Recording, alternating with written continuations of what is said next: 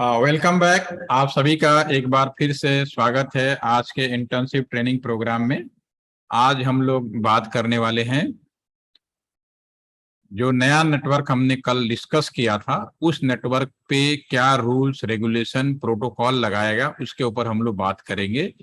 और जो हम लोग इंटरनेट कर रहे हैं ये इसको किस तरह से सुरक्षा प्रदान की जाती है, सुरक्षा दी जाती है, इस संदर्भ में मैं आज बात करने वाला हूँ। और इसमें कई ऐसे पॉइंट होंगे, डेफिनेटली बुक्स में पढ़ना, उसको याद करना समझना थोड़ा कठिन होता है, लेकिन जब इन चीज़ों को हम प्रैक्टिकल मैनर से अगर डिस्कस करें, बातें करें, तो शायद आप लोगों को बहुत जल्दी समझ में आएगा और आप इस बात में भी डिसाइड करने में सक्षम होंगे कि आपको जो ब्रांच है, जैसे आप में से कुछ लोग इलेक्ट्रॉनिक्स के हैं, कुछ कंप्यूटर के हैं और कुछ लोग आईटी के होंगे, कुछ अन्य डिपार्टमेंट के भी हो सकते हैं, इलेक्ट्रिकल के एक दो लोग भी हैं इसमें। तो आपको अपने फील्ड से समझ में आएगा कि मैं कंप्यूटर साइंस का हूं तो साइबर सिक्योरिटी का कौन सा भाग आपके लिए इम्पोर्टेंट रहेगा, आपके लिए महत्वपूर्ण रहेगा। आईटी का है तो कौन सा इम्पोर्टेंट रहेगा, इलेक्ट्रॉनिक्स का है तो कौन सा इम्पोर्टेंट रहेगा। और हमें साइबर सिक्योरिटी के अंदर या नेटवर्क सिक्योरिटी का मतलब जो भी कम्युनिकेशन कर रहे हैं उससे संबंधित जो भी सिक्योरिटी चीजें होती हैं, मैं अगर इलेक्ट्रॉनिक्स का हूं या कम्युनिकेशन का हूं तो मेरे लिए सबसे इंपॉर्टेंट पार्ट कौन होगा। तो ये सारी चीजें हम लोग आज डिस्कस करेंगे। और ये इसके बाद आपकी एक और थ्योरी की पार्ट होगी, उसके बाद हम लोग प्रैक्टिकल सेशन पे स्टार्ट करेंगे, तो 3 सेशन के अंदर खत्म हो जाएगा। तो कुल मिलाकर अगर इसी तरह से चलता रहा तो उम्मीद है कि नेक्स्ट आपके वीक के एंड तक हर चीज कंप्लीट हो जाएगी। और ये बड़ी अच्छी बात है क्योंकि आप लोग की पंचुअलिटी और ये सब देख के मुझे बड़ा अच्छा लगता है। हाँ, वो होता है कि जब 50 लोग होते हैं तो दो चार लोग तो होते ही ऐसे हैं कि जो प्रॉक्सी मारते हैं, लेकिन अब सिस्टम के अंदर आजकल बचना बहुत मुश्किल है। ठीक है, तो बिना देर किए मैं शुरू करता हूँ। कल हम लोगों ने जहाँ से छोड़ा था उसी से हम आगे बढ़ेंगे। ये नया नेटवर्क है और इस नए नेटवर्क में एक चीज और मैंने कल नाम लिया था, सैम पेट्रोडा जी का। तो सैम पेट्रोडा जी के बारे में भी बताना बहुत जरूरी है क्योंकि आप में से कितने लोग हैं कल जब मैंने बात करी थी उसके पहले कभी सैम पेट्रोडा जी का नाम सुना था? आप में से केवल कौन कौन से लोग हैं जिस नाम को कभी सुना हुआ है, यस या नो? किसी ने सुना था नाम, हाँ या ना? मैसेज में आंसर करिए, या बोल भी सकते हैं। नहीं, सैम पेट्रोडा का नाम आप लोगों ने नहीं सुना, इसका मतलब ये है। तो एक काम करते हैं, ये बहुत जरूरी है, इलेक्ट्रॉनिक्स वालों। तो जब आदमी जीवित रहता है तो शायद उतनी अहमियत नहीं होती है, लेकिन अभी आपको यहाँ पे नाम लिखता हूँ, सैम पिट्रोडा। यस, ये नाम है आपके स्क्रीन पे। कौन है इनके बारे में मैं बताऊंगा अभी। इन्हें फादर ऑफ टेलीकॉम भी कहा जाता है क्योंकि जब इंसान जिंदा रहता है ना तो शायद उसकी उतनी अहमियत नहीं होती है। आज भी ये जिंदा है, इस वजह से अभी भी हम लोग उतने इम्पोर्टेंट नहीं देते हैं। तो ये इंसानों की खासियत है। सन 1984 देश के प्रधानमंत्री इंदिरा गांधी, ये उड़ीसा के रहने वाले हैं। और अमेरिका में 1980 से लेके 1984 के बीच में टेलीकॉम सेक्टर के अंदर दुनिया में सबसे ज्यादा पॉपुलर व्यक्ति थे। उनकी पॉपुलैरिटी इतनी ज्यादा थी कि इंदिरा गांधी ने उन्हें कहा कि आप हमारे देश में आए, हमारे देश के सभी लोगों को भी फोन व्यवस्था देनी है और इसमें आप सहयोग करें। हमारे गवर्नमेंट कम से इंडियन है तो इंडियन का एक वो कम्युनिकेशन है, आपके बहुत सारे लोकेशंस हैं, कश्मीर, आसाम, अंडमान निकोबार, बहुत सारे आपके झारखंड लोकेशन है का, बॉर्डर एरिया बहुत सारे ऐसे हैं जहां पर अभी तक कम्युनिकेशन प्रॉपर नहीं है। तो और हर एक आदमी के पास भी फोन आसान से नहीं पहुंचा हुआ है, तो आपकी मदद मिल जाए तो आपका जो विजन है उसकी मदद से हम लोग पूरे एक एक व्यक्ति के हाथ में फोन पहुंच सकता है। ये इंदिरा गांधी ने उनको रिक्वेस्ट करी थी 1984 में, मई के महीने में, मई 1984 में। लेकिन इनको बात इतनी अच्छी लगी ऑफर को, इन्होंने एक्सेप्ट किया। और जब इंडिया में करीब नवंबर में आया, लेकिन तब तक इंदिरा गांधी जी का अनफॉर्चुनेटली आपको मालूम है कि उनका मर्डर हो चुका था। उसके बाद जो देश के प्रधानमंत्री थे राजीव गांधी, राजीव गांधी से लेकर आज हमारे देश के प्रधानमंत्री हैं नरेंद्र मोदी जी। तो कुल मिलाकर आप ये सोच सकते हैं कितने प्रधानमंत्री इस दौरान आए। सभी प्रधानमंत्री के बैकग्राउंड में telecom technical adviser Sam Pitroda ही है। आप सोच लीजिए कितनी बड़ी बात है। और सभी लोगों, जैसे मैंने पूछा जानते हैं, तो हमने कहा नहीं जानते हैं। ठीक है, ये बड़ी सरप्राइजिंग बात है इंडियन। लेकिन हाँ, ये बात है कि गवर्नमेंट ऑफ इंडिया ने, और जो लोग इन्हें जानते हैं उन्हें मालूम है, इन्हें father of telecom of India के नाम से भी जाना जाता है। इंडिया में जो कुछ भी कम्युनिकेशन व्यवस्था चल रही है उसके पीछे इनका ही कहीं दिमाग है, इसमें कोई डाउट नहीं है। जो मैं लास्ट से यानी कल मैं जो डिस्कस कर रहा था, इनकी अगर आप चेक करेंगे ना, तो फोटो भी आपको मैंने सिर्फ इसलिए दिखा, तो इनकी फोटो सभी से मिलेगी, इंदिरा गांधी से लेकर राजीव गांधी, मोदी जी, आपके जो भी हरदयानंद देवगौड़ा जी प्रधानमंत्री थे, सभी के साथ, क्योंकि सबके सलाहकार रहे तो सभी के साथ मिलेंगे आपको। ऐसा ये नहीं है किसी एक पर्टिकुलर उसके साथ है। ठीक है, तो ये अपने आप में बहुत बड़ी हस्ती थे। तो आज भी है, फादर ऑफ टेलीकॉम के नाम से इनको जाना जाता है। तो इन्होंने, जो हमने कल डिस्कस किया था, ये जो मैं राउटर और सब बता रहा हूँ, यही इन्हीं की सलाह थी। इन्होंने ही, जो मैंने कल बोला भी था, बताया भी था कि सैम पेट्रोडा जी ने शुरुआत के दौर में ऑप्टिकल फाइबर को इम्प्लीमेंट कराया। उसके बाद उन्होंने सन 2005 में कहा कि अगर हर एक व्यक्ति को आप इंटरनेट या टेलीफोन देना चाहते हैं तो डेफिनेटली आपको सभी को घरों में एक नया व्यवस्था लानी पड़ेगी और राउटर और स्विचेस के प्रयोग करने पड़ेंगे। तो इनके दिशा निर्देशन में ये जो आप स्क्रीन पे देख रहे हैं, core router, provider edge router और कस्टमर एज राउटर की कैटेगरी बनाई गई, और ये पूरे देश के अंदर इसका एक बड़ा नेटवर्क फैलाया गया है। जिन्हें जानकारी नहीं होती है तो वो लोग मजाक भी उड़ाते हैं बीएसएनएल, लेकिन आपको पूरी, अब शायद आप यहाँ पे ट्रेनिंग ले रहे हैं तो डेफिनेटली आपको ये बात समझ में आ गया होगा कि बीएसएनएल की इंपॉर्टेंट कितनी ज्यादा है। गवर्नमेंट यूं ही नहीं पैकेज दे रही है, उसको मालूम है कि बैकग्राउंड में जो पूरा का पूरा नेटवर्क मैनेज करता है वो बीएसएनएल ही करता है। फ्रंट में आप उसको 4G न, कस्टमर से जुड़ने वाला पोर्शन शायद उतना भी प्रभावशाली नहीं हुआ। इसके पीछे बहुत सारे कारण हो सकते हैं। ठीक है, तो वो हम यहाँ पे डिस्कस नहीं करेंगे। लेकिन ये बात बिल्कुल सही है कि कोई भी कंपनीज हो, उन सबके पीछे उनके बनने में, जो आपका टेलीकम्युनिकेशन हो या इंटरनेट हो, उसके पीछे बीएसएनएल का एक बड़ा रोल है, था और हमेशा रहेगा, इसमें कोई डाउट नहीं है। कहने का मतलब अल्टीमेटली गवर्नमेंट ऑफ इंडिया का रहेगा। ठीक है, तो इस बात को आप लोग भी समझ पाएंगे, आप, कोई दिक्कत नहीं है। तो अब इसमें आपको यहाँ पे जो राउटर यूज किए गए, अब इन्होंने जो लगाया और ये व्यवस्था हम लोग आज कर रहे हैं, और इसका रिजल्ट आप देख रहे हैं कि हर एक आदमी के घरों में भी इंटरनेट आ चुका है लगभग, जहाँ पे नेटवर्क बिछा हुआ है। और कल अभी जब पैकेज, आपको याद होगा 2 दिन पहले गवर्नमेंट ऑफ इंडिया ने बीएसएनएल को रिवाइवल के लिए बोला गया कि 1,64,00,000 ठीक है ना, पैसे, 1,64,000 करोड़ का पैकेज दिया जा रहा है रिवाइवल प्लान के लिए। तो इसमें एक रिपोर्ट आई, रिपोर्ट में करीब 2,67,413, अगेन आई रिपीट 2,67,413 ऐसे एरिया है जहां आज भी इंटरनेट नहीं है। इंटरनेट किसी भी कंपनी का नहीं है, प्राइवेट भी नहीं जा पूछा है। उन जगह पे ये आपका बीएसएनएल के नेटवर्क भी रहेंगे, हमेशा रहेंगे। इसमें मजबूरी है, करना पड़ेगा, कोई ऑप्शन नहीं है। देश का पूरा कम्युनिकेशन कंट्रोल करने के लिए करना पड़ेगा, सिक्योरिटी के लिए करना पड़ेगा, बहुत सारे रीजंस हैं जिसके लिए बीएसएनएल हमेशा रहेगा। तो आप लोग अपने दिमाग से इस बात को निकाल दीजिए। नाम बदल जाए अलग मैटर है, हो सकता है बीएसएनएल का नाम कुछ और हो जाए, वो अलग मैटर है, बट ये बैकग्राउंड में हमेशा रहेगा। ठीक है, और इसमें काम करने वाले वही लोग रहेंगे जो समय के साथ चलते हैं। ठीक है ना, मैं भी आया था, मैंने आपको बोला कि मैं जब डिपार्टमेंट ज्वाइन किया तो मैं कंप्यूटर साइंस का ABCD मुझे नहीं आती थी। ठीक है, लेकिन ज्वाइन करने के बाद मुझे तुरंत समझ में आ गया कि ये जो इंटरनेट देने का जो प्रोविजन है, migration of telecommunication is known as IT communication, तो मुझे भी इसके साथ चलना पड़ा, जिसका नतीजा है कि आज मैं एक इंटरनेशनल ट्रेनर के रूप में भी जाना जानता हूँ। बहुत अच्छी किस्मत भी थी और मेहनत भी करनी पड़ी है, लगातार मेहनत करता हूँ। और जैसे हमारे ऑडियंस होते हैं, जैसे आप स्टूडेंट हैं तो मैं आपकी भाषा में बात करना शुरू कर देता हूँ। अगर कोई IAS IPS या इंटरनेशनल पार्टिसिपेंट होता है तो मैं उसकी भाषा में बात कर, ये तो रही जनरल, अभी तक मैं बोल रहा था। अब आते हैं टेक्निकल मुद्दे पे जो आज का मेन पॉइंट है।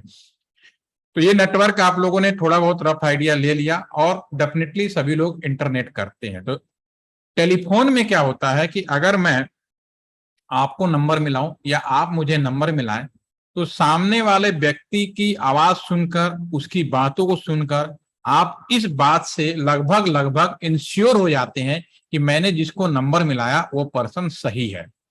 मान लीजिए मैंने यहाँ से नंबर मिलाया फजान अमीन को, ठीक है ना, फजान अमीन ने उठाया और मैंने बात किया कि भाई आप फजान अमीन बोल रहे हैं, फर्स्ट टाइम भी मिलाएंगे तो बताएंगे हाँ मैं बोल रहा हूँ, आप कौन बोल रहे हैं, ठीक है।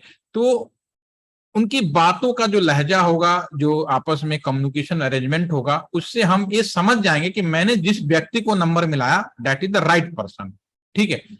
अब चूंकि कम्युनिकेशन पूरा माइग्रेट हो गया इंटरनेट यानी टेलीफोनिक कम्युनिकेशन से इंटरनेट वाले कम्युनिकेशन में, वीओआईपी कह सकते हो, वॉइस ओवर इंटरनेट प्रोटोकॉल। आजकल हम लोग जो बात करते हैं, मैसेज भेज रहा हूँ, ईमेल भेज रहा हूँ, ईमेल किसी को मैंने भेजा, इस बात की क्या गारंटी है कि मैंने जिसको ईमेल भेजा उसी ने ईमेल देखा।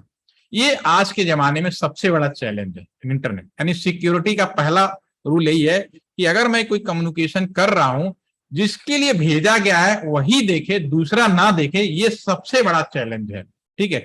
तो इसके लिए शुरू किया गया, सबसे पहले एक नियम बनाया गया। इसके लिए क्या करना पड़े भाई, जिस बंदे को भेज रहा हूं उसी को ही इंटरनेट मिले, तो हम उसके लिए रूल्स बनाए, रेगुलेशन बनाए, ठीक है ना। और टेक्निकली भाषा में अगर कहे तो हम लोग कहते हैं प्रोटोकॉल बनाए, एक प्रोटोकॉल बनाए जिससे कि ये सब एक ही मतलब है कि अपने जो मैसेज है उसको दूसरी जगह सही तरीके से पहुंचाया जाए।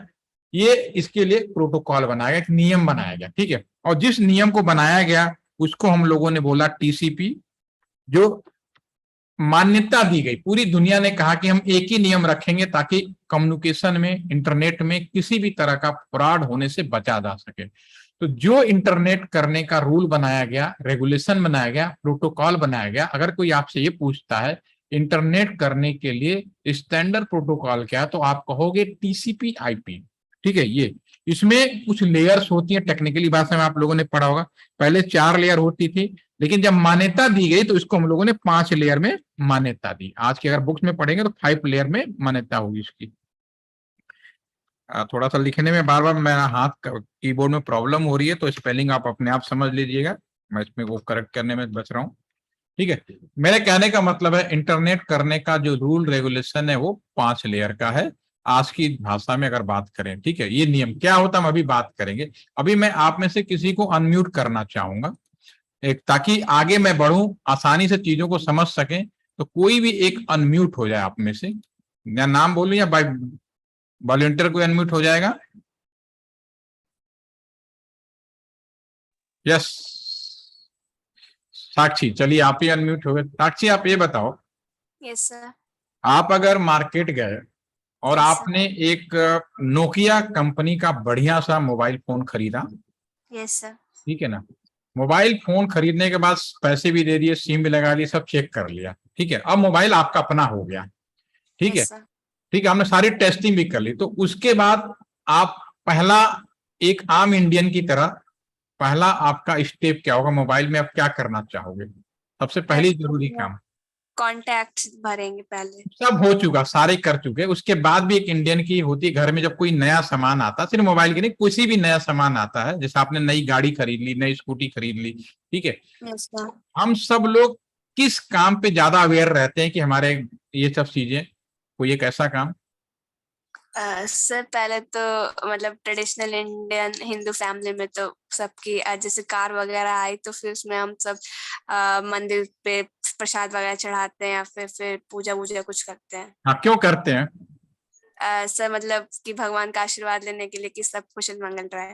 कुशल मंगल रहे ना, इसको थोड़ा और प्रैक्टिकल है। आपने अगर मोबाइल फोन खरीदा, ठीक है, आपने पकड़ा सही है, लेकिन थोड़ा सा उस भाई ने दूसरे तरीके से पकड़ लिया, ये मेरा मोबाइल फोन है। मैं अगर मैं मोबाइल फोन खरीदूं, ठीक है ना, यस सर। सपोज करो, तो मेरा पहला काम क्या होगा कि मैं अपने मोबाइल फोन में screen guard, yes, screen guard लगाऊंगा और बैक कवर लगाऊंगा, कवर्स।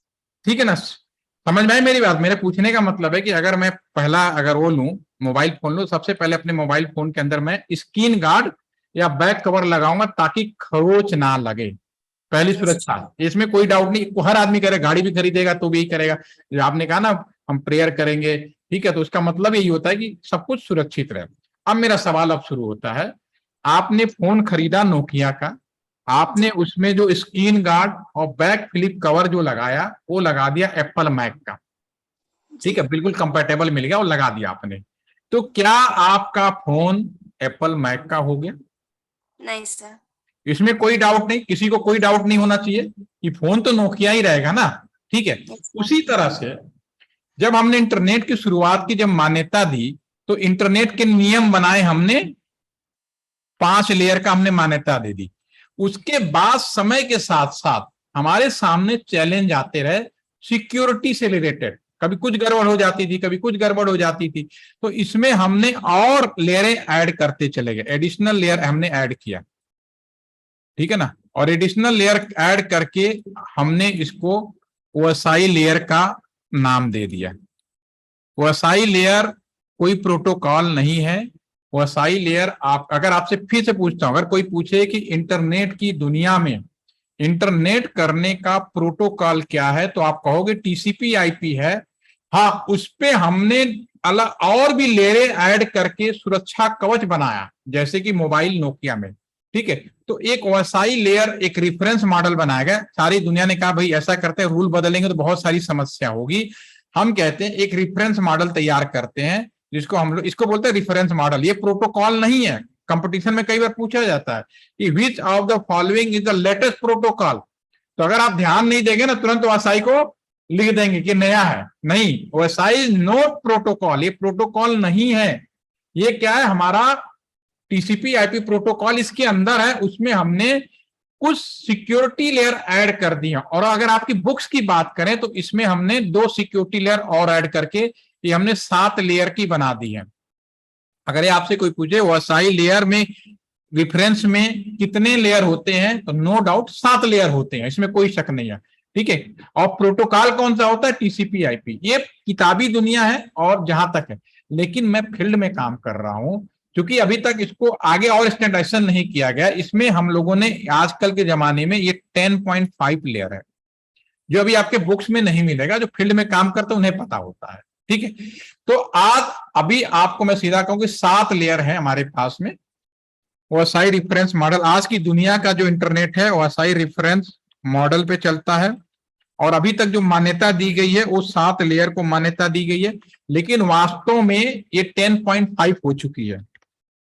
ये बुक्स में नहीं मिलेगा। ये प्रैक्टिकल एग्जांपल हम लोग काम करते हैं, हर एक लेयर के अंदर छोटी छोटी हम चीजें जोड़ जोड़ के क्या करते हैं ना, किसी जब हमारे पास कोई चीज नहीं होता ना, तो अपने साथ अटैच कर देते हैं। मान लें साथी है, साथी के आपको तो वीआईपी टिकट मिला है किसी फंक्शन में जाने के लिए, ठीक है, लेकिन आपका कोई भाई है, बहन है, या कोई रिलेटिव है जो आपके साथ जाना चाहता है, उसके पास कोई टिकट नहीं है, लेकिन आपका क्योंकि आप वीआईपी हैं तो आप उसको अपने साथ ले जा सकती हैं, आपको अटैच कर सकते हैं, ठीक है ना। उसी तरह से ओएसआई लेयर 7 थी, लेकिन इसके साथ और भी जो लेयरें हमने ऐड की हैं वो अटैच के तौर पे किया गया है।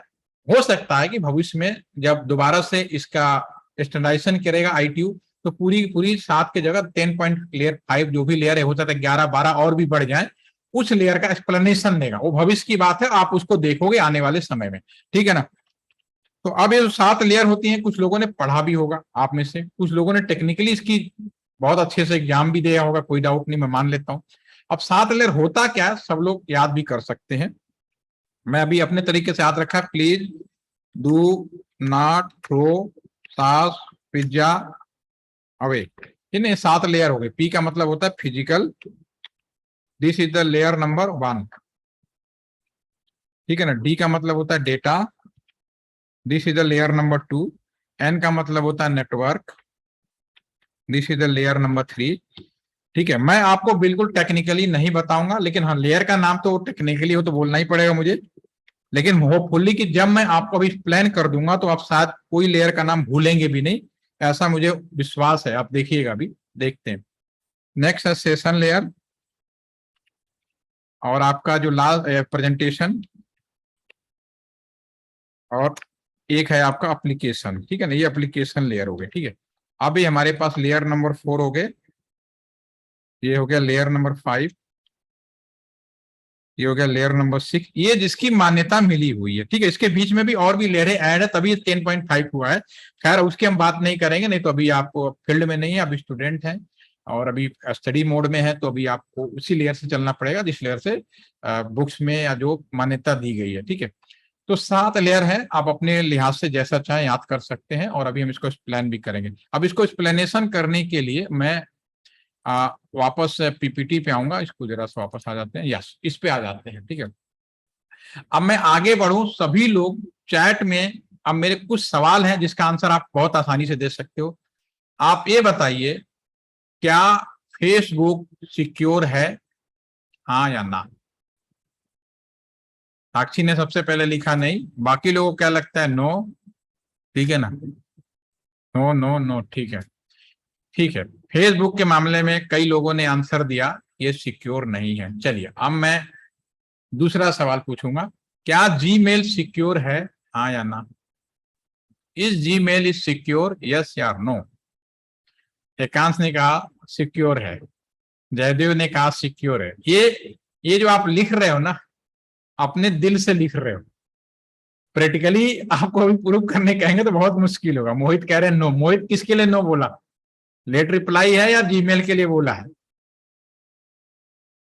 अनम्यूट कर लो यार, स्मार्ट बनो। मैंने पहले दिन समझाया था कि सबको स्मार्ट बनना है, नहीं बोलोगे तो डफर में चले जाओगे, ज्यादा बोलोगे तो ओवर स्मार्ट कहलाओगे। जीमेल के लिए लिखा, थैंक यू। चलिए अब हाँ है या नहीं अभी हम एक्सप्लेन कर लेंगे। नंबर 2, अब नेक्स्ट क्वेश्चन, आप लोग मुझे ये बताएं, दुनिया में कौन ऐसी साइट होगी जिसपे सबसे ज्यादा सिक्योरिटी दी गई होगी? कोई ऐसी साइट जो आपके नॉलेज में हो जिसपे कोशिश की जाती है कि मैक्सिमम सिक्योरिटी दी जाए? Any have idea? Government site. Government site, ठीक है। इनकॉग्निटो पेमेंट्स की साइट होती है, जो क्या बात है जयदेव ने, सबके आंसर आ रहे हैं। कोई पेमेंट का बोल रहा है, कोई गवर्नमेंट साइट बोल रहा है, कोई नासा बोल रहा है, ठीक है ना, बड़े बड़े नाम आ रहे हैं। तो जो पेमेंट साइट्स ही तो सर सबसे ज्यादा वो रहती होंगी सिक्योर, क्योंकि हम लोग अपनी डिटेल्स डालते हैं उसमें, तो बैंक की या फिर कोई भी पेमेंट साइट सबसे ज्यादा सिक्योर रहती होंगी। मतलब सभी का टारगेट होता है पैसा कमाओ, ठीक है ना, अब पैसा जैसे आ जाए, ठीक है। चलो पॉइंट है, माइंड है, दैट इज लॉजिक। प्रैक्टिकल बात कर दो, तो हमें नहीं कि मैं बोल रहा हूं तो ऐसा नहीं, प्रैक्टिकली बात करनी है तभी हम समझ पाएंगे। तभी, क्योंकि मैं जहां बैठा हूं कुछ समय हो सकता है कि 2 साल 4 साल बाद आप मेरी सीट पे बैठ जाए, क्योंकि मेरा तो प्रमोशन होगा, मैं तो चला जाऊंगा कहीं और, तो मेरी सीट पे भी तो कोई आएगा ना, तो आप ही में से आएगा कोई, ऐसा तो नहीं कि हवा में से कोई जादू मंत्र से आ जाएगा, ठीक है। तो हम सब एक हैं, बस जब समझने की बात आती है तो हमें बिल्कुल कहते हैं ना नॉर्मल तरीके से, उसमें कहीं आप बेमत हो जाए। आप कोई इंटरव्यू नहीं दे रहे, आप लर्न करने के लिए, आपका काम ही है इंडस्ट्रियल ट्रेनिंग। आप इंडस्ट्री में जा रहे हैं, इंडस्ट्री में जाने के बाद आपकी सोच क्रिटिकल मैनर में होनी चाहिए। आपने बिल्कुल सही बताया। और हमारे जो ऑफलाइन बैठे हैं उन्होंने अमेजन को ही सिक्योर बता दिया, जबकि सबसे ज्यादा हैकिंग इस समय देखा जाए तो अमेजन पे ही चोरी की जा रही है। अभी हाल में ही सर्वे आया था। चलिए अब मैं आपकी सभी जिन लोगों ने जो सारे मैसेज दिया उसका सीधा कंक्लूजन कर देता हूं। डेफिनेटली कुछ साइटें ऐसी होंगी जिसपे कोशिश की जाती होगी मैक्सिमम सिक्योरिटी रहे, नो डाउट। फाइनेंस से रिलेटेड जितनी भी साइटें होंगी उस पर ज्यादा सिक्योरिटी दी जाएंगी, इसमें कोई डाउट नहीं। नेशनल सिक्योरिटी साइटें होंगी, जैसे बीएसएनएल की, बीएसएनएल उतना सिक्योर नहीं किया है, बीएसएनएल ओपन है, बट हमारे जो गवर्नमेंट के डिफेंस वाले हैं, हमारे गवर्नमेंट के जो आपके आधार कार्ड वाले जो डेटाबेस हैं उन्हें ज्यादा सिक्योर दिया जाएगा, ठीक है ना। जो भी आप समझ गए ना, कुछ ऐसी साइटें होंगी जिसपे सिक्योरिटी ज्यादा देने ही पड़ेंगी, और ज्यादा से ज्यादा सिक्योरिटी ऐसी होंगी जो आपके पर्सनल इंफॉर्मेशन से रिलेटेड होंगी, जो अकाउंट से रिलेटेड होंगी, ठीक है। यही 2 चीजें हो सकती है, ठीक है, इसमें कोई डाउट नहीं। तो और इसी में कोई एक अनम्यूट हो जाए प्लीज, जिसको बहुत बढ़िया नेट बैंकिंग आता हो, कंप्यूटर से लैपटॉप से जिसने नेट बैंकिंग किया हो, ठीक है, उसी को हम एग्जांपल लेके बाकी जीमेल और फेसबुक के बारे में भी समझने की कोशिश करेंगे। यस, कोई जिसने नेट बैंकिंग, लैपटॉप, चलो मोबाइल फोन से भी तो किया होगा किसी ने? Yes, anyone? Yes sir. अनुभव, ठीक है। अनुभव, मान लीजिए आप नेट बैंकिंग कर रहे हैं, और आपको समझने के लिए बताता हूँ, यहाँ पे मैं इसी इसको ले लेता हूँ फ्रंट में ताकि आपको आसानी से समझ में आ जाए। ठीक है, यहाँ पे लेयर भी लिखी हुई है, इसी बहाने आपको लेयर के बारे में भी समझ में आएगी, सिक्योरिटी के बारे में भी समझ में आएगी, और अपने ब्रांच से रिलेटेड पार्ट के बारे में भी समझ में आएगी। ये बहुत ही इंपॉर्टेंट पार्ट है, इसको ध्यान से सुनिएगा, जरा सा डाउट हो तो बताइएगा। अभी आपको हम लोगों ने जो डिस्कस किया उसके हिसाब से ये आज के जमाने में, और बिल्कुल ऐसा ही होता है, ये जो हमारा कंप्यूटर है, अगर ये दूसरे लोकेशन पे जाए तो उससे हम लोग ये कम्युनिकेट करेंगे, ठीक है। तो जैसे मान लीजिए अनुभव ने, आप अनम्यूट हुए हैं, तो मैं मान लेता हूं कि ये जो कंप्यूटर है ये आईसीआईसीआई बैंक का कंप्यूटर है और आपका बैंक अकाउंट आईसीआईसीआई बैंक में, एज्यूम कर लेते हैं, मैं आपसे पूछने वाला नहीं हूं कहाँ है, लेकिन हम मान लेते हैं कि आपका जो बैंक अकाउंट है आईसीआईसीआई बैंक में है और आईसीआई बैंक का जो सर्वर है ये है मुंबई में अमूमन है, ठीक है। तो यहाँ पे आपका सारा इंफॉर्मेशन है यहाँ पे, और ये वाला जो कंप्यूटर है आपका आपका पर्सनल कंप्यूटर है जहां से आप नेट बैंकिंग करेंगे, ठीक है। ये सीधे भूमिका हमने आपके सामने बनाई। अब मेरा सवाल शुरू होगा और लेयरों के बारे में एक एक करके हम लोग बात करेंगे, ठीक है। अगर अनुभव आपको अपने इस लैपटॉप से इस कंप्यूटर पर, यानी जो आपका नेट बैंकिंग करना है, अगर अपने लैपटॉप या कंप्यूटर से करना चाहेंगे तो पहला काम आप क्या करेंगे? सर वो बैंक की साइट पे जाऊंगा। सीधा बैंक के साइट पे चले जाओगे? नहीं, पहले तो लैपटॉप ओपन वगैरह करेंगे। लैपटॉप ओपन है, कंप्यूटर ऑन है, उसके बाद की बात बताओ। इंटरनेट एक्सप्लोरर खोलेंगे या कोई यस, वन बाई पकड़ना है, आपने बिल्कुल सही पकड़ा। पहला पॉइंट होगा कि अगर मुझे नेट बैंकिंग करना है तो हमारे कंप्यूटर में सॉफ्टवेयर मैनर में यह प्रोविजन किया गया है कि हम किसी न किसी इंटरनेट एक्सप्लोरर से जाएंगे, चाहे गूगल क्रोम हो, मोजिला हो, माइक्रोसॉफ्ट एज हो, और भी हमारे पास में इंटरनेट एक्सप्लोरर साइटें पड़ी होंगी। ऐसा नहीं है कि आप जाके एमएस वर्ड में क्लिक कर दोगे, म्यूजिक बटन में क्लिक कर दोगे, रिसाइकिल बिन में कर दोगे। आप कहां करोगे? Internet explorer. और इंटरनेट एक्सप्लोरर क्या है? एप्लीकेशन लेयर है। समझते जाओ, पहले सारे लेयरों के बारे में समझो। एप्लीकेशन लेयर किसको बोलोगे? पहले इसको सही करते हैं यार। ये आपका जो एप्लीकेशन है आपने किया, अनुभव ने अपने कंप्यूटर पे सबसे पहला एक एप्लीकेशन खोला जिसका नाम इंटरनेट एक्सप्लोरर है, ठीक है। अब अगला काम क्या करोगे? सर वो कंपनी बैंकिंग की साइट खोलेंगे, मतलब बैंक की साइट का एड्रेस डालोगा, ठीक है। नंबर 2, जैसे उस पे यूआरएल पे एड्रेस, जैसे तो नहीं कि बिना एड्रेस डाले पहुंच जाओगे, एक रास्ता है। इंटरनेट एक्सप्लोरर क्या है? अपने कंप्यूटर से बाहर की दुनिया में जाने का एक रास्ता है। तो अपने एक्सप्लोरर पे आपने लिखा www.icibank.com। जैसे आप डालोगे हमारा कंप्यूटर से इस तरह से इंफॉर्मेशन निकलेगी, रिक्वेस्ट निकलेगी। रिक्वेस्ट की लोकेशन आपके स्विच राउटर, सारे दुनिया भर के सभी राउटरों में होते हुए दूसरी साइड में इस कंप्यूटर पे आ जाएगा जो आपका आईसीआईसीआई बैंक का जो आपका कंप्यूटर है। और इस कंप्यूटर ने एक वेब पेज तैयार करके रखा होगा जो पब्लिक डोमेन में ओपन होता होगा। फिर आपका ये जो कंप्यूटर है यहाँ से उस वेब पेज को उठाएगा और उसको उठाते हुए यहाँ पे लाते हुए आपके स्क्रीन पे खोल देगा, ठीक है ना। तो जो वेब पेज खुलेगा वो भी क्या हुआ? एक एप्लीकेशन हुआ, और वो भी सॉफ्टवेयर मैनर में यूजर के पास आ गया, इसमें कोई डाउट नहीं। अगला काम, what is the next work? Sir अपने क्रेडेंशियल डालेंगे उसमें। क्रेडेंशियल कहाँ डालोगे? साइन अप पेज में, लॉगिन में? ऐसा भी नहीं है ना, कहीं ना ऑप्शन उसमें भी तो बनाया जाएगा ना रास्ता, ठीक है।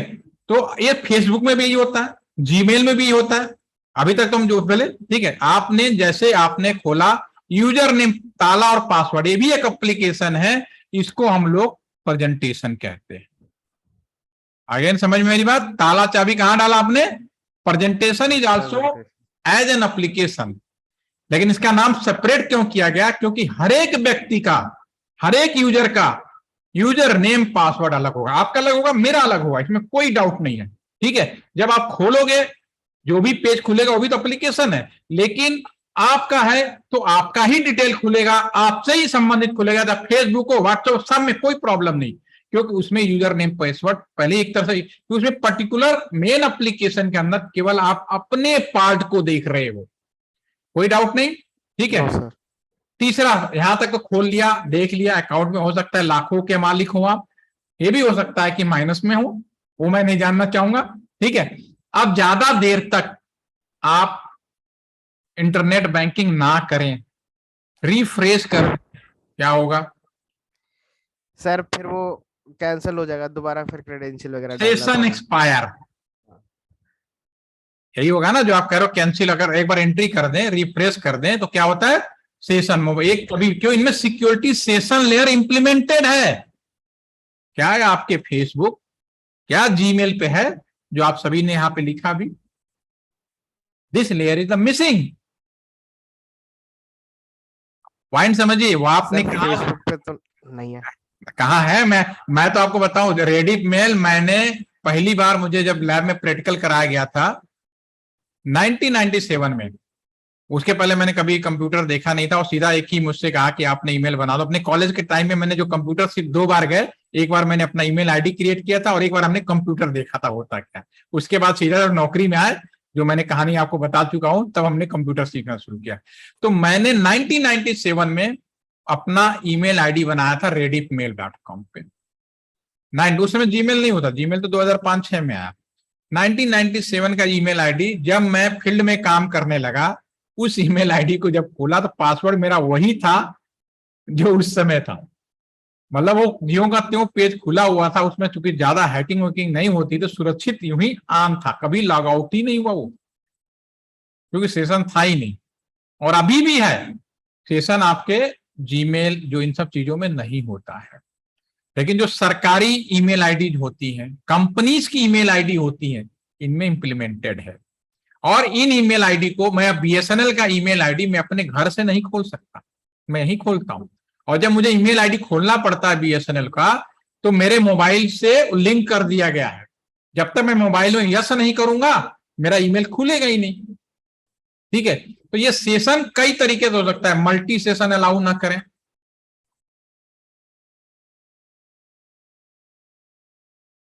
नहीं नहीं, जो फेसबुक में आपने लिखा है कि फेसबुक में भी फिर सेशन आईडी नहीं, फेसबुक में सेशन आईडी मैनुअल बेस पे है। जब से इन्होंने, आपको याद होगा, इन्होंने फेसबुक को एक मेटा नाम के उससे माइग्रेट किया है, तो मेटा वाली जो नई सर्विस के अंदर जो फेसबुक आया है, उसके अंदर आप सेटिंग में जाएंगे तो वहां पे आप उसको वो कर सकते हैं। ठीक है, अभी मैनुअली किया है, मतलब वैसे नहीं किया है जैसे मोबाइल, इसमें बैंकों में क्या होता है, ऑटोमेटिकली चला जाता है। समझ गए मेरी बात? अवेलेबल कर दिया है, इनबिल्ट कर दिया है, लेकिन वो यूजर के ऊपर छोड़ दिया, लेकिन यूजर इस बात से अवेयर नहीं है। जैसे आपने पूछा, इसका मतलब आप भी अवेयर नहीं हो। ठीक है ना, सीधी सी बात है, लेकिन कर दिया गया है क्योंकि अब बहुत ज्यादा प्रेशर है, क्योंकि अब हम लोग अपनी पूरी जिंदगी इन लाइन के माध्यम से ही जी रहे हैं। ठीक है, तो ये जो तीनों सेशन आपने अनुभव अपने इस कंप्यूटर पे किया, ये तीनों लेयर, हो सकता है कि किसी कंप्यूटर में किसी केवल एक ही लेयर हो, किसी में 2 लेयर हो, किसी में तीनों लेयर हो, और इसमें और भी चीजें ऐड की गई हैं। प्रेजेंटेशन में आपको याद होगा, कभी कभी देखते होंगे ना, प्रेजेंटेशन और सेशन के बीच में एक लेयर और ऐड कर दी गई जिसका नाम नहीं बताया गया है। वो लेयर की वजह से जब आप कई बार 2 बार गलत डाल दो, तीसरी बार ओटीपी आ जाता है। ओटीपी क्या होता है? प्रेजेंटेशन और सेशन के बीच का पार्ट है। ऐसा हुआ है कभी कि मोबाइल पे लॉगिन करो तो पहले ओटीपी आएगा फिर हम आप कर पाएंगे? कभी कभी ऐसा होता है। अगर किसी नए डिवाइस से करेंगे तो ये भी हम लोगों ने इनबिल्ट किया है, लेकिन अभी इसको इन लेयरों के बीच में इसका नाम हमने नहीं दिया है। यह साक्षी। सर जैसे आपने बोला कि सेशन लेयर में मतलब सिक्योरिटी होता है कि टाइम आउट हो जाता है, और तो फिर जैसे हम गूगल या फिर जीमेल वगैरह खोलते हैं तो एक डिवाइस तो उसका डिफॉल्ट डिवाइस होता है, और दूसरे डिवाइस में अगर किसी न्यू डिवाइस में होता है तो फिर वो कंफर्मेशन मांगता है। तो इसको हम सेशन लेयर में कंसिडर करते हैं कि नहीं? जो मांगता है वो आपका पर्सनल इंफॉर्मेशन के लिए मांगता है, वो सेशन लेयर का पार्ट नहीं होता, वो प्रेजेंटेशन का पार्ट होता है। आपकी पर्सनल इंफॉर्मेशन मोबाइल के अंदर कंफर्म कंडीशन होती है। सर मतलब कि जैसे वो बोलता है कि सेम नंबर को डायल करने के लिए वो सब चीजें कि is this the same user, हाँ, तो फिर उसको वो सेशन लेयर के अंदर नहीं वो आएगा? सेशन लेयर के नहीं, प्रेजेंटेशन लेयर के अंदर है। Okay sir. वो भी एक पार्ट है ना, ये भी सब मिला के। वो प्रेजेंटेशन मतलब आपको ऑथेंटिक करना है, उसमें आप ऑथेंटिक कर रहे हो, सेशन नहीं कर रहे। सेशन का मतलब है कि कितनी देर तक लॉगिन हो रहे हो, दोबारा नया सेशन तो नहीं बना रहे हो। मल्टी सेशन, जैसे कुछ ऐसे सेशन हो सकते हैं, जैसे आपका जीमेल है, आप इस कंप्यूटर पे भी खोल लो, बगल वाले में भी खोल लो, तीसरे वाले में भी खोल लो। ठीक है, अगर आप सेटिंग में जाके उसको चेंज नहीं करोगे तो, ठीक है ना। लेकिन आप अपने मोबाइल के अंदर अगर ये सेट कर दो कि मैं अगर कहीं भी अपने मोबाइल से जोड़ दें तो ऑथेंटिकेशन होता है, और जब कहीं लॉगिन हो तो उसकी भी इंफॉर्मेशन आपको मिल जाए, तो ये प्रेजेंटेशन का पार्ट है। ठीक है ना। Okay sir. अब इसमें एक चीज आपको समझ में आ गई, ये जो तीनों चीजें हैं जो आपने किया है, ये प्योरली सॉफ्टवेयर बेस्ड और यूजर ने किया। ठीक है, अब इसी में क्योंकि आप डायरेक्ट यहां पे अनुभव कर रहे हैं, यहां तो कोई दिक्कत नहीं है। अब यहां पे अब डाटा कैसे निकलेगा हम उसके बारे में बात करेंगे। आपके कंप्यूटर से जो डाटा निकलेगा कंप्यूटर के इस पार्ट से निकलेगा। ये पार्ट आपका वाईफाई हो सकता है, लैन कार्ड हो सकता है, ब्लूटूथ हो सकता है, वह रास्ता जिससे कंप्यूटर से निकलकर हम बाहर की दुनिया में जा रहे हैं। This is the layer number 1। ठीक है ना, क्या हो गया, एनआईसी, वाईफाई, ब्लूटूथ यानी मोबाइल से टावर, ये भी आपका सब फिजिकल पार्ट है जहां से डाटा आपको निकल के मूवमेंट हो गया। और सारे डाटा इकट्ठा कहां पे होते हैं, लोकल लेवल पे स्विच में।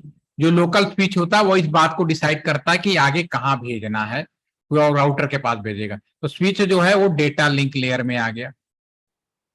अगर आपसे पूछे कि लेयर 2 का एक एग्जांपल बताओ तो आप कहना स्विच होता है डेटा लिंक का। ठीक है, फिर उसके बाद जब डाटा यहां से निकलेगा कहां पे जाएगा, राउटर। एक राउटर से दूसरा राउटर, दूसरा से तीसरा राउटर, दुनिया भर में न जाने कितने राउटर, जो भी ऑप्शंस होंगे, पहुंचते पहुंचते दूसरे साइड में उसी तरह से रिटर्न बैक होना शुरू होगा और फिर उसके बाद यहाँ पे एंट्री होगी। तो जो नेटवर्क लेयर है इसमें राउटर आता है एग्जाम्पल, सीधी सी बात है आज की डेट में।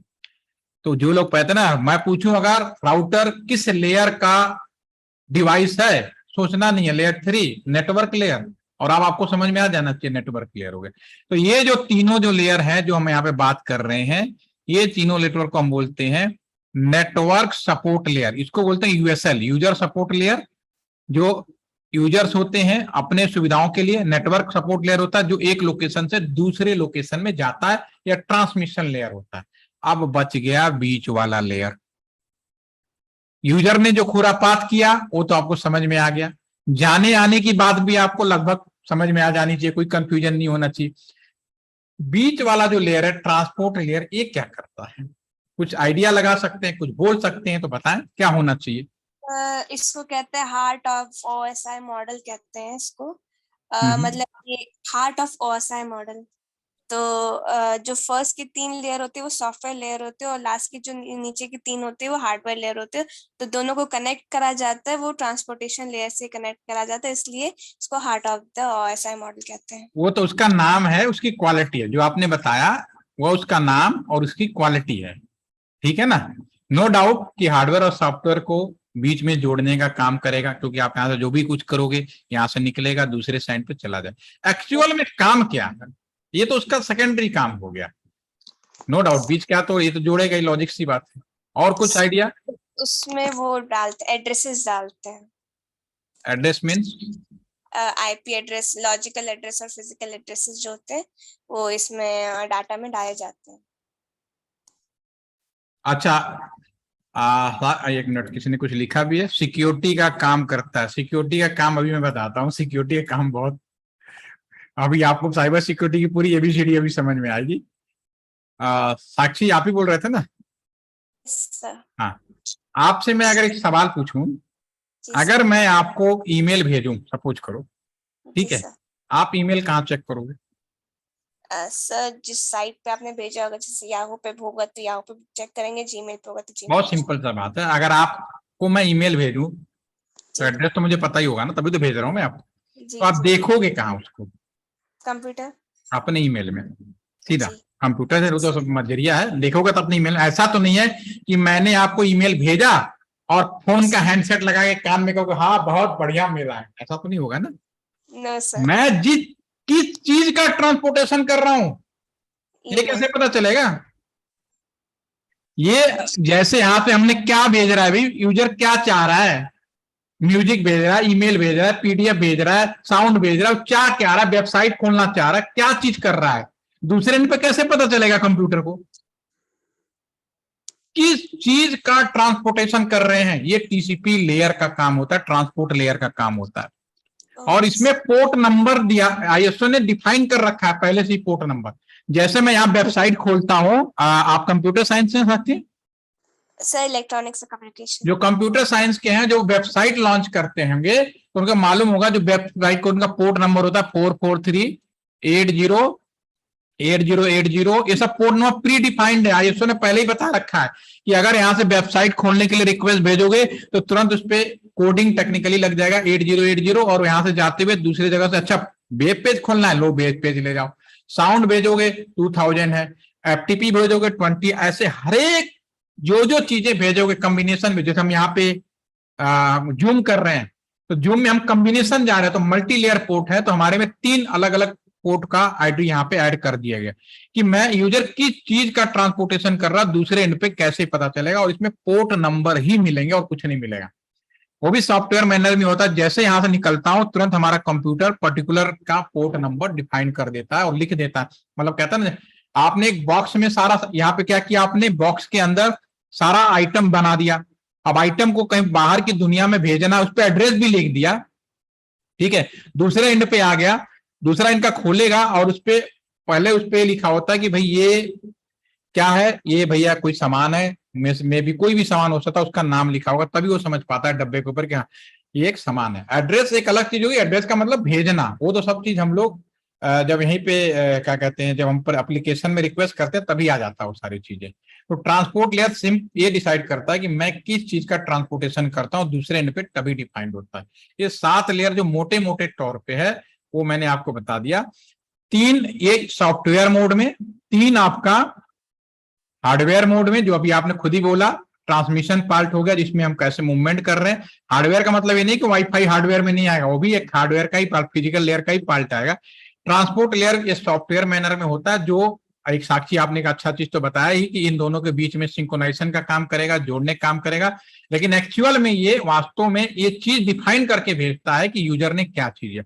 साइबर सिक्योरिटी के बारे में अगर हम बात करें, किस लेयर पे सिक्योरिटी नहीं चाहिए, एप्लीकेशन लेयर पे कोई सिक्योरिटी करोगे तो एप्लीकेशन लेयर की सिक्योरिटी कहलाएगी, प्रेजेंटेशन की सिक्योरिटी कहलाएगी, सेशन सिक्योरिटी कराएगी, हर लेयर पे सिक्योरिटी चाहिए। साइबर सिक्योरिटी कोई एक चीज नहीं होती है, हर लेयर की। और सबसे ज्यादा, अच्छा एक चीज बताओ, इतनी बात समझने के बाद, सबसे ज्यादा चोरी कहां से की जाती होगी, सबसे ज्यादा हैकर कहां से घुसने की कोशिश करते हैं, कौन से लेयर से? Presentation, application, presentation, logic logic सी बात है। जो यूजर जहां से जुड़ेगा वही हैक करने की कोशिश करता है। और प्रेजेंटेशन में कब एंट्री करेगा, इस लेयर को तोड़ने के लिए ही कंसर्न पर्सन का आईडी चोरी करता है। समझ में आ गई मेरी बात? आपकी इंफॉर्मेशन क्यों चोरी करता है, तभी वो तोड़ पाता है इस लेयर को। प्रेजेंटेशन, आपने सही बोला कि प्रेजेंटेशन घुसने वाला होगा, लेकिन वास्तव में शुरू करेगा एप्लीकेशन से। एप्लीकेशन वो लेयर होती है जिसमें सबसे ज्यादा हिटिंग होती है, ठीक है। और उसके बाद आपने एक कदम, भगवान ने आपने बहुत अच्छा दिमाग दिया आपको, ठीक है, ठीक है। थोड़ा सा अपने दिमाग को कूल रख के करेंगे ना तो डेफिनेटली मैं बता रहा हूँ, यू आर एक्सीलेंट। आप इलेक्ट्रॉनिक्स के हो, फिर भी आपकी सोच बहुत सुपर है। बाकी लोग भी बोलेंगे तो मैं उनको भी बता सकता हूँ, बोलेंगे बात करेंगे तभी मैं बता सकता हूँ। लेकिन साक्षी, गॉड ब्लेस यू, आपको भगवान ने इस दिमाग का सही सदुपयोग करवाया, थैंक यू ठीक है। सर। तो अभी समझ में आएगा, हर लेयर पे सिक्योरिटी चाहिए, इसमें कोई डाउट नहीं है।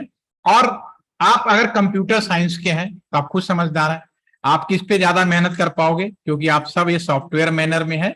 तो डेफिनेटली ये जो शुरू के 3 लेयर होते हैं, इनमें ही आप अपना दिमाग लगा पाओगे अच्छे से। ऐसा नहीं कि बाकी में नहीं कर सकते, लेकिन क्योंकि कंप्यूटर साइंस या जो सॉफ्टवेयर से जुड़े लोग होते हैं उनका दिमाग सॉफ्टवेयर में ज्यादा काम करता है, तो इन 3 लेयर पे वो ज्यादा एक्सपर्टाइजेशन कर सकते हैं।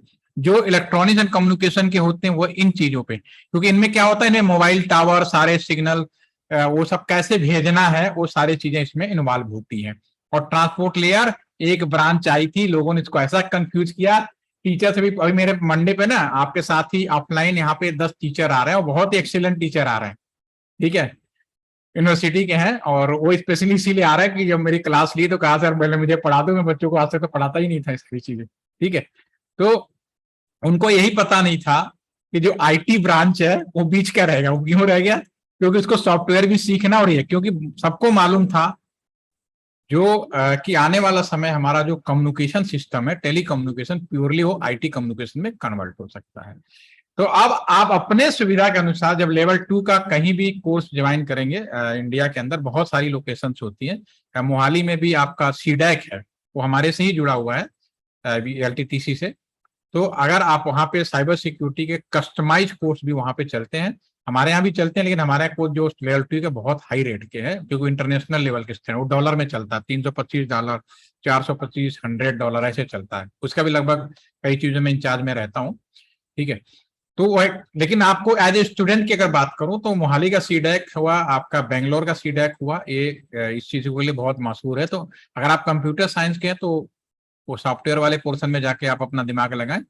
और साइबर सिक्योरिटी का सबसे, अगर कई बार पूछा जाता है कि आप लोग साइबर सिक्योरिटी में क्या समझते हैं, क्या होना चाहिए, तो मैं आप लोगों से पहले पूछूं फिर मैं अपनी बात बताऊंगा। साइबर सिक्योरिटी का मतलब क्या होता है? अगर कोई आप में से कहे कि मैं साइबर सिक्योरिटी की ट्रेनिंग कर रहा हूं, तो उसका क्या मतलब है? वो क्या क्या क्या सीखना जा रहा है? कोई जनरल आइडिया आपके दिमाग में क्या था, मैं ये जानना चाह रहा हूं। Anyone idea? तो बोलो या घबराओ नहीं, बिल्कुल आराम से बताओ अगर आपको लगता है, क्योंकि ज्यादातर लोगों के दिमाग में क्या आता है, चोरी कैसे करें, हैकिंग कैसे किया जाए। किसी को तो चोरी करना साइबर सिक्योरिटी नहीं होता जी, साइबर सिक्योरिटी होता है प्रोटेक्शन।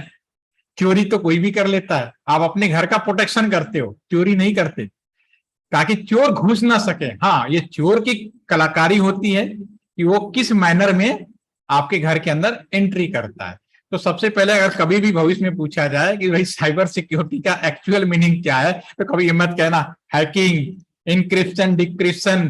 दिस इज तरीके हैं, सिक्योरिटी करने के तरीके हैं। साइबर सिक्योरिटी मतलब protection, how to protect our network, how to protect our, ये जो आपका ये यूजर सपोर्ट यानी जो कस्टमर का इंफॉर्मेशन है, और हाउ टू ट्रांसपोर्टेशन सिक्योरिटी, ये 3 पार्ट है जो कैसे सिक्योर किया जाए। इसमें डिफरेंट डिफरेंट लेयर होता है। तो ये ओएसआई लेयर है। होपफुली कि अब आप लोगों के दिमाग में ओएसआई लेयर का एक बेसिक प्रैक्टिकल लाइन भी क्लियर हो गई होगी तो मैसेज कर दो, मैं जरा आगे बढ़ूंगा। कोई सवाल भी पूछा आपने?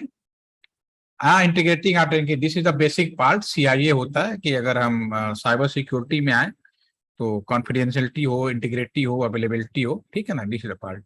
तो ये अब शुरू होगा, आप पढ़ोगे ना तो। और ऐसा नहीं है जो हम सीआईए की जो आप बात कर रहे हो सती, वो सारे पे एप्लीकेबल होता है। इस लेयर पे भी सीआईए लगेगा, इस लेयर पे भी सीआईए लगेगा, इस लेयर पे भी लगेगा, इस लेयर पे भी लगेगा। और ठीक है ना, अब ये कभी ये नहीं होता केवल एक ही चीज पे होगा, राइट? ठीक है, यस सर। और एनी कोई, हम आगे बढ़े, नेक्स्ट पार्ट पे बढ़ जाए, क्योंकि मैं चाहता हूँ थ्योरी जितनी जल्दी खत्म हो जाए। यस ठीक है, सर। ठीक है, यहां तक तो हो गई आपकी। अभी तक हम लोगों ने जो बात किया, टेलीकॉम नेटवर्क कैसा था, नया नेटवर्क कैसा आया, इस दौरान जो जो कुछ पॉइंट आए जिसको मैंने प्रैक्टिकल मैनर में आपके सामने रखा।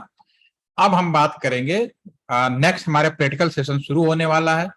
तो प्रैक्टिकल सेशन शुरू होने से पहले हमें ये सबसे इंपॉर्टेंट चीज है, एक आईपी एड्रेस होता है। टेली कम्युनिकेशन का नया वर्जन आईपी एड्रेस होता है। बिना आईपी एड्रेस का हम कुछ भी नहीं कर सकते। डेफिनेटली आप लोग को आईपी एड्रेस बहुत सारे लोगों को एज ए पर बुक, एज पर नॉलेज होगा, इसमें कोई डाउट नहीं, मैं इसमें कुछ नहीं कहना था। लेकिन अब मैं आपको प्रैक्टिकल मैनर में बताने की कोशिश करूंगा। तो इसका एक पार्ट हम आज करेंगे ताकि आपको याद रहे, दूसरा पार्ट हम कल करेंगे। कल तो संडे है, मंडे में करेंगे। लेकिन मंडे का जो मेरा सेशन होगा उसका टाइम अलग होगा, क्योंकि मंडे को मैंने अभी आपके सामने जिक्र किया कि एक टीचर बैच आ रहा है। ठीक है, जो भी ये नेक्स्ट सेशन जब होगा तो मैं आपको उसमें आईपी एड्रेस का दूसरा पार्ट करके यहां तक मेरी आपकी थ्योरी ओवर हो जाएगी, फिर हम लोग प्रैक्टिकल सेशन करेंगे। तो उस चीज को मैं आगे लाने के लिए सबसे पहले मैं आप ही लोगों की मदद लूंगा। सबसे पहले मैं टेली कम्युनिकेशन का टेलीफोन नंबर है, हम उसके ऊपर बात करेंगे। और सभी लोग चैट के माध्यम से जो अनम्यूट होकर बता सकें और अच्छा है। ठीक है, तो मैं आपके स्क्रीन पे एक टेलीफोन नंबर लिखता हूं।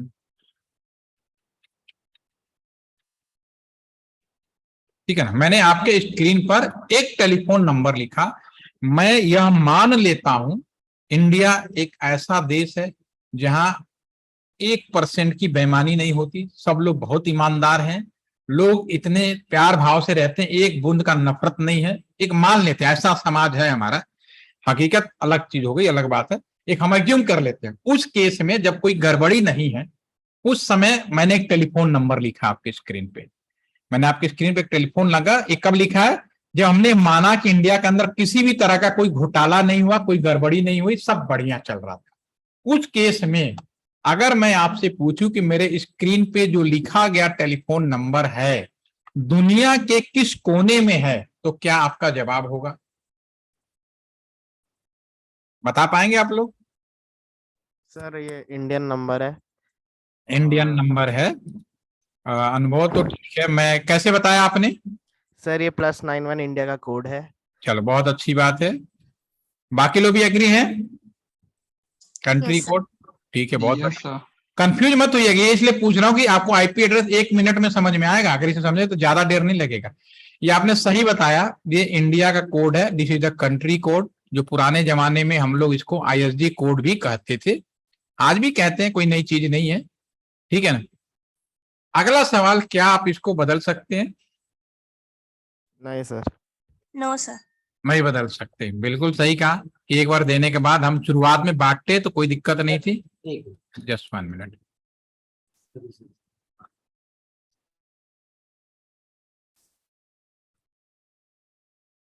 सर ओके, ये जो आईएसडी कोड जो इंटर कंट्री कोड है, एक बार अगर डिसाइड हो गया तो उसके बाद फिर हमको शुरू में ही हम लोग बदल सकते थे, इसमें कोई डाउट नहीं।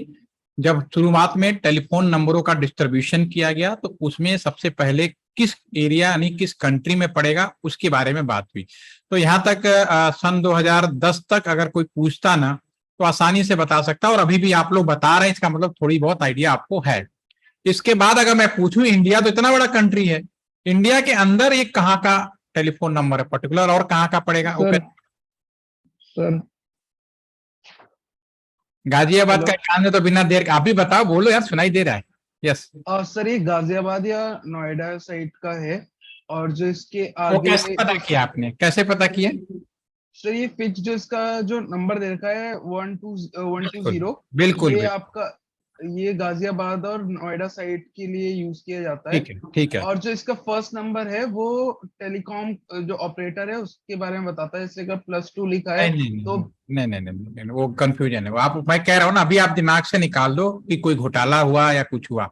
अभी मैं जो बता रहा हूँ बिल्कुल वो प्रैक्टिकल बता रहा हूँ, पहला दूसरा से कोई इसमें लेना देना नहीं है, वो भी हम बाद में बात करेंगे। अब ये सिंपल है कि जब टेलीफोन नंबरों का डिस्ट्रीब्यूशन किया गया तो जो पहला ये जो आप 91 देख रहे हैं, ये 1 डिजिट का भी हो सकता है, 2 डिजिट का भी हो सकता है, या 3 डिजिट का हो सकता है। जैसे कि यूएस है, नॉर्मली एक 3 डिजिट का बनाया गया था। अब इंडिया के अगर नंबर लिखा जाए तो 091 बोलते हैं, अगर यूएस का लिखा जाए तो 001 बोलते हैं, ठीक है ना। लेकिन हम लोग मैथमेटिकल में शुरुआती जो 0 होता है उसको निगलेक्ट कर देते हैं, लेकिन ये कायदे से 3 डिजिट का ही बनाया गया था। लेकिन अगर हम लोग अगर अपने मैथमेटिकली भाषा में बोले तो 1 डिजिट का, 2 डिजिट का, 3 डिजिट का हो सकता है, जैसे कि इंडिया के केस में 91 हो गया कंट्री कोड और एक फिक्स हो गया। उसी तरह आपने ये बात सही बताया कि जो अगला जो डिजिट है ये 2 डिजिट का भी हो सकता है, 3 डिजिट का भी हो सकता है, और 4 डिजिट का भी हो सकता है। ये एरिया कोड होता है, ठीक है ना साक्षी?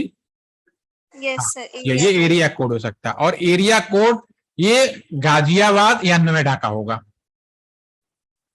ठीक है ना। गाजियाबाद और नोएडा, दिल्ली के पास में जो लोग हैं उनको तो मालूम है कि दिल्ली के पास में गाजिया नोएडाबाद यूपी के 2 बड़े जिले हैं, लेकिन एनसीआर का पार्ट भी है, ठीक है। तो ये भी फिक्स होता है, एक बार दे दिया तो बदल नहीं सकते।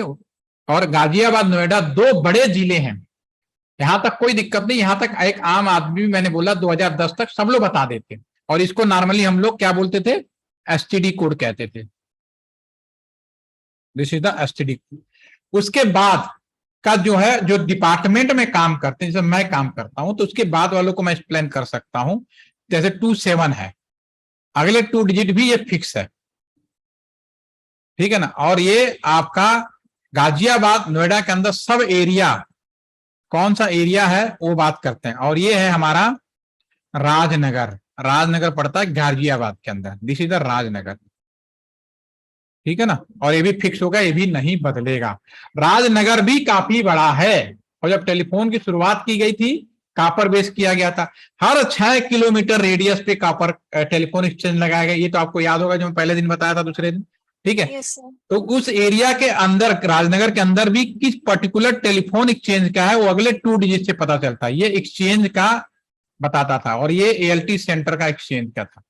एएलटी सेंटर का एक टेलीफोन एक्सचेंज है जिसके विजिट मैंने वीडियो के माध्यम से आप लोगों को दिखा चुका हूं, उस एक्सचेंज का था। यानी एएलटी सेंटर के अंदर अगर मैं बात करूं तो यहां से लेकर यहां तक सिर्फ इस बात की पहचान होती है कि ये टेलीफोन नंबर दुनिया के किस कोने में है, और पहचान हो गई एएलटी सेंटर के अंदर। अब एएलटी जो लास्ट के 3 डिजिट बजे वो कस्टमर का सीरियल नंबर होता है। अगर एएलटी सेंटर में जितने लोगों का टेलीफोन नंबर मिलाओगे लैंडलाइन आज की भी डेट में, तो 2755 162 163 145 यही मिलेगा आपको। ठीक है, मैं इसको दोबारा एक्सप्लेन कर देता हूं। एक टेलीफोन नंबर मैंने यहाँ पे लिखा था +91 120 27, अलग अलग कर देता हूं ताकि आपको कंफ्यूजन ना हो, 55। उसके बाद यहाँ पे मैं XXX लिख देता हूं जिससे कि आपको समझ में आ जाए कि डिफरेंस क्या है, या मैं 164 ही लिख देता हूं। ठीक है, कोई भी टेलीफोन नंबर होगा दो भागों में बटेगा। एक भाग यहां से लेकर यहां तक जो कि हम लोग अभी समझ पाए कि हम इसको वो कहते हैं फिक्स पार्ट। ठीक है, जिससे इस बात को हम पकड़ पाते हैं कि ये कौन सा कस्टमर किस एरिया में पड़ेगा दुनिया के। दूसरा होता है कस्टमर का सीरियल नंबर। ठीक है, इसमें कोई भी डाउट नहीं होना चाहिए, वेरी क्लियर। नाउ अगर मैं साक्षी आपसे पूछूं, ये टेलीफोन एक्सचेंज यहाँ पे लगाया और पहला कस्टमर अगर आपके पास आए तो यस सर, पहले कस्टमर को क्या टेलीफोन नंबर दोगे? ये तो दे ही नहीं सकते, तो फिक्स है। यस सर, 001 और जरा सा, और सर 000 नहीं दे सकते? 000 भी दे सकते हैं। दे सकते हैं ना, गिनती जहां से गिनती कोई मिस नहीं करना है। This is the Yes. First telephone number. बाद में समझेंगे कि देते हैं कि नहीं देते हैं, लेकिन जब अगर कोई कस्टमर आए, कोई कंडीशन ना लगाए, तो सीधी सी बात है कि हम लोग पहला जो कस्टमर आता तो हम उसको 000 देते, कोई दिक्कत नहीं। और इसको उसके बाद अगर मैं आपसे पूछूं कि लास्ट कस्टमर आए तो क्या नंबर दोगे? 999। बिल्कुल सही, इसमें कोई डाउट नहीं। होपफुली कि सभी इस बात को पकड़ ले। अगर ये पकड़ लिया, समझो आईपी एड्रेस जो नेक्स्ट सेशन होगा आपके लिए बिल्कुल खिलौना होगा, टेस्ट में बता पाओगे, क्योंकि IP address is also modification of telephone number, या you can say the binary version of telephone number is known as IP address. तो जो टेलीफोन नंबर है वही आपका होगा। ये आपका लास्ट टेलीफोन हो गया, नो डाउट, इसमें कोई डाउट नहीं। अगर मैं आपसे पूछूं कि इस एक्सचेंज से कुल कितने कस्टमर को दे सकते हो? 1000 customers। 1000, no doubt, very nice. ये तो तब है जब हमने कोई बाउंडेशन नहीं लगाई, ठीक है ना, शुरुआत में। तो पहले तो हमने ये चीज डिफाइंड किया, पहले तो मैंने ये डिफाइंड किया कि ये जो टेलीफोन नंबर है दुनिया के किस कॉर्नर में है, उसके लिए मैंने अभी एक्सप्लेनेशन दिया, होपफुली कि सबके माइंड में सेट हो गया होगा। दूसरा जो पार्ट है कस्टमर का सीरियल नंबर, जिसकी गिनती जहां से शुरू होती है और लास्ट तक हमने लिखेंगे, तो वो टोटल संख्या है। रियल्टी सेंटर के अंदर किसी जमाने में करीब 1500 के आसपास टेलीफोन बांटे गए थे। तो यहाँ पे एक लेवल और भी बनाया गया, ऐसा नहीं है कि एक ही लेवल चल सकता, तो यहाँ पे एक लेवल और भी है, 28 भी है। तो यहाँ पे 2000 हम दे सकते थे, ठीक है, तो वो भी एक पॉसिबिलिटीज है, ठीक है। तो अब इसमें कुछ नियम बनाए गए। नियम ये बनाए गए, जो फर्स्ट टेलीफोन नंबर है not given to any customer, पहला कस्टमर को, पहला जो टेलीफोन नंबर है किसी भी कस्टमर को नहीं दिया जाना है, ठीक है ना। इसको हम लोग बोलते हैं एक्सचेंज आईडी। इसको हम क्या बोलते हैं? Exchange ID. पहला जो टेलीफोन नंबर है वो किसी भी कस्टमर को नहीं देना है, और this is known as the exchange ID. अगर मैं आपसे पूछूं एएलटी सेंटर का टेलीफोन एक्सचेंज आईडी क्या है, तो 911202755500। अमेरिका वाला कोई कस्टमर है, वो हमारे यहाँ के सारे टेलीफोनों पे नंबर मिल जाए, अगर वो अपने एक्सचेंज के अंदर मेरे एक्सचेंज आईडी को परमिट करे, ऐसा नहीं है कि वो हवा में उड़ते आ जाए, घुसने की परमिशन भी उसको देना पड़ेगा और मुझे भी देना पड़ेगा, तब जाके पॉसिबल है। और इसके लिए हमने फर्स्ट टेलीफोन नंबर रिजर्व कर दिया जो एक्सचेंज आईडी होती है। उसी तरह से लास्ट टेलीफोन नंबर भी हम किसी कस्टमर को नहीं देते हैं। आज आप बहुत ही अच्छे समय में जी रहे हैं। आज हमारे देश के अंदर प्रधानमंत्री जी होते हैं, तो उनको अगर कुछ कहना होता है तो सीधा ट्वीट मार देते हैं, मित्रों आज आप सभी का नए साल की शुभकामनाएं, ईद की शुभकामनाएं, दिवाली की शुभकामनाएं, इस तरह के मैसेज कर देते हैं, ट्वीट कर देते हैं, और मन की बात भी लिख देते हैं, सारी दुनिया को पता चल जाता है, ठीक है ना। और बर्थडे में भी आप बहुत आसान है कि अपने मोबाइल फोन से भी आप एक दूसरे को मैसेज कर देते, बहुत चीजें आसान हो गई हैं। लेकिन क्या पहले के प्रधानमंत्री क्या इस तरह से मन की बातें नहीं करा करते थे? क्या इस तरह की कोई मैसेज पब्लिक बिल्कुल देते थे? जो सुविधाएं मौजूद हैं उसी सुविधाओं में देते थे। हमें याद है, और अभी यूपी में इलेक्शन हुआ तो वहां पे भी हमने फिर एक काम किया था कि जो लास्ट टेलीफोन नंबर होता, दो ऑप्शन होते, मान लो अटल बिहारी वाजपेयी का मुझे याद है कि क्योंकि उन्हीं के टाइम में मुझे काम करने को मिला था एक्सचेंज में, तो वो भी मैं बहुत ही एक्टिव प्रधानमंत्री थे। वो भी आपके 26 जनवरी, 15 अगस्त, ईद, दिवाली, जो भी फेस्टिवल होते थे, देशवासियों को मैसेज दिया करते थे। तो उनके पास दो ऑप्शन होते थे, एक तो रेडियो टीवी के माध्यम से दे सकते थे, दूसरा टेलीफोन नंबर। वो टेलीफोन उठाते थे और उनका जो मैसेज होता था वो लास्ट टेलीफोन नंबर पे फिक्स कर दिया जाता था, ठीक है ना। इसको हम बोलते थे ब्रॉडकास्ट, इसको ब्रॉडकास्ट आईडी, जो लास्ट टेलीफोन नंबर है इसको मतलब ब्रॉडकास्ट आईडी का। ये जो मैसेज है उनका, जब भी कोई फोन उठाएंगे सबसे पहले मैसेज सुनाई देगा, मैं देश का प्रधानमंत्री अटल बिहारी वाजपेयी बोल रहा हूं, आप सभी को happy Republic day, happy independence day. जो भी आपका मैसेज था उन्होंने शेयर कर दिया। अभी यूपी में ही इलेक्शन हुआ तो यहाँ के जितने भी लैंडलाइन थे जो बीएसएनएल के थे, हम लोगों ने वहां पे एक मैसेज छोड़ दिया कि आपने अपने मताधिकार का प्रयोग करें। 11 फरवरी को यहाँ इलेक्शन था, तो 11 फरवरी में आप सभी जाएं और अपने मत का प्रयोग करें। और आपको ये आजकल तरीका बदल गया, टेक्नोलॉजी बदल गई, तो आजकल पीआरबीटी के नाम से आने लगा है। पब्लिक जो आप फोन उठाते हैं ना, अभी कोरोना वाला सुन रहे होंगे, कोरोना का बहुत सारी आवाजें, वो पीआरबीटी है वही, लेकिन वो पीआरबीटी टाइप का है, ठीक है। उसमें क्या होता है, जब किसी को नंबर डायल करते हैं तब सुनाई देता है। इसमें क्या था, फोन उठाते ही वो मैसेज सुनाई देता था। तो ये आपका ये ब्रॉडकास्ट आईडी, पहला नंबर रिजर्व किया एक्सचेंज की आईडी के लिए, लास्ट नंबर रिजर्व किया एक कॉमन मैसेज जो हवा में नहीं होता, किसी टेलीफोन नंबर से होता है, वो लास्ट टेलीफोन नंबर होता है, that is the broadcast ID. अब एक्सचेंज को जो कस्टमर को दिया जाने वाला नंबर है, साक्षी क्या होना चाहिए, जब पहला देना नहीं, लास्ट देना नहीं, तो -2 99। 998। बिल्कुल क्लियर हो गया जो टेलीफोन नंबर है, ठीक है। अब आपके सामने सवाल कई लोगों के सामने चलते चलते आएगा, सर मोबाइल में तो ऐसा नहीं है, आएगा कि नहीं आया, क्योंकि आज आप उस जमाने की बात कर रहे हो जो घोटाला हो गया। आप कब की बात कर रहे हैं, सारी चीजें घोटालेबाजी में हो चुकी है, ठीक है। अब आप इसको ध्यान से सुनिए, जब 2G घोटाला का नाम आप सभी लोगों ने सुना है, यस सर। मालूम है क्या वो? No sir. नहीं पता ना No, sir. बहुत बड़ा घोटाला, इसी वजह से देखिए उस घोटाले ने सारी कहानी बदल दी। देखिए आपको याद होगा कि जब हम लोग टेलीफोन नंबरों का वो बता रहे थे, यहां से लेकर एक्सचेंज में जो कॉपर वायर पड़ा था, ठीक है ना, और ये एक्सचेंज में एमडीएफ में आता था, इतना तो मेरे ख्याल से सभी लोग अवेयर हैं इस चीज से, ठीक है। सन 2002-3 में यही सेम पेट्रोडा जी थे, उन्होंने कहा सर इतना कॉपर जमीन में बिछाना बड़ा मुश्किल काम है, आप एक काम करिए, एक नया मोबाइल सेवा है, टेक्नोलॉजी है 2G CDM में, उस टेक्नोलॉजी का नाम था 2D CDM में, ठीक है। तो उन्होंने कहा इसकी जगह ना बिछाकर हम यहाँ पे लोगों को CDM में हैंडसेट देंगे, मोबाइल टाइप का होगा, और यहाँ पर हम टावर लगाएंगे और टावर को जोड़ देंगे।